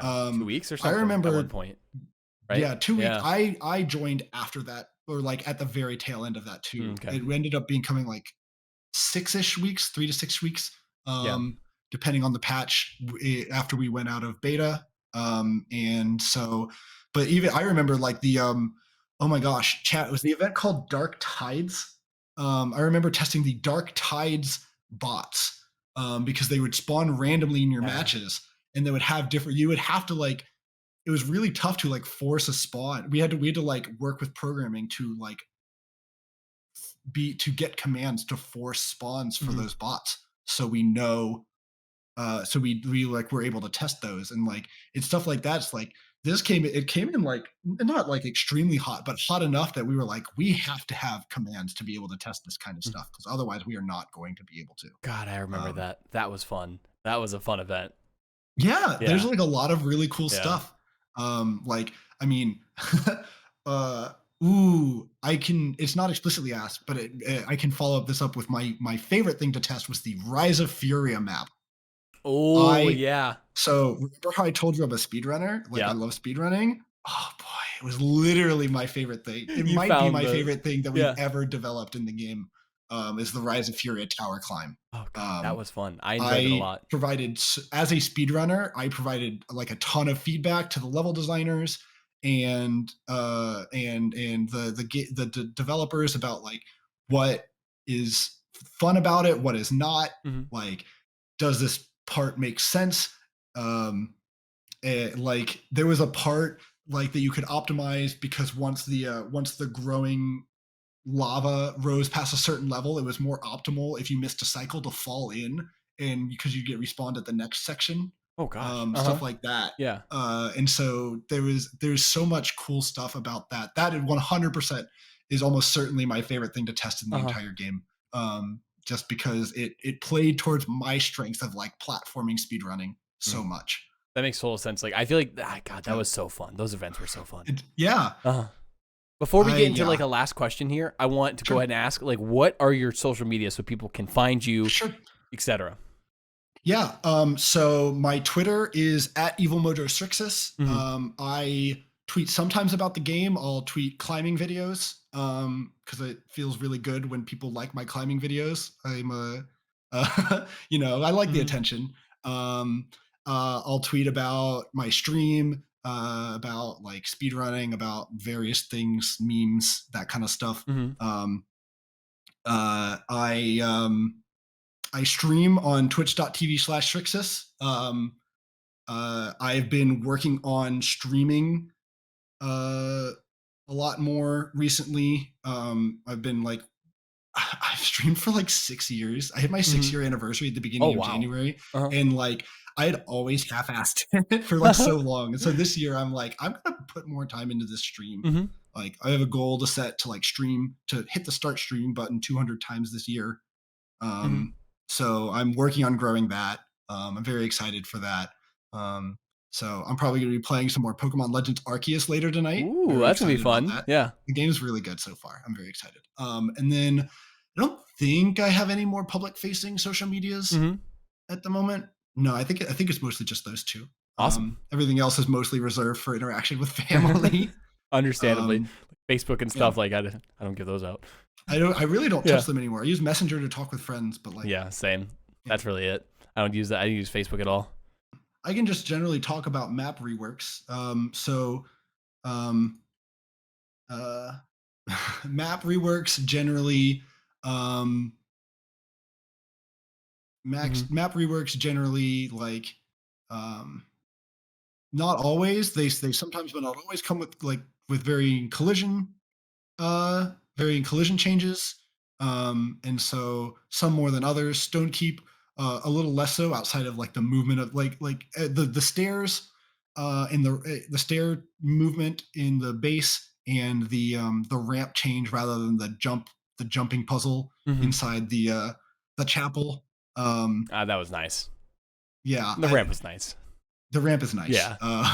Like those changes are like the major changes to that map, but oftentimes they don't come with like major collision things. Although art items tend to like not really fit exactly one to one in scale, so there can be varying collision discrepancies between the old art and the new art. Whether it's like the new art is not quite large enough, and so you can pass through it.